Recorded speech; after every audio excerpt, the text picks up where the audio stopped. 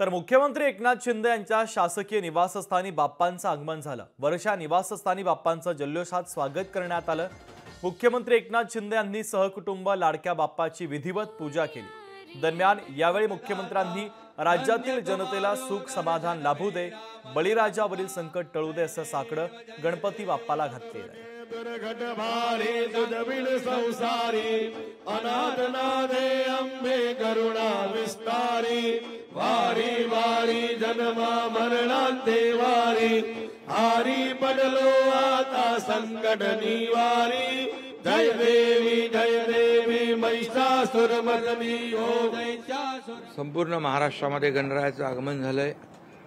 किंबहुना देशभरामध्ये सगळीकडेच गणेशोत्सव साजरा होतो आणि आज गणरायाचं आगमन झालंय।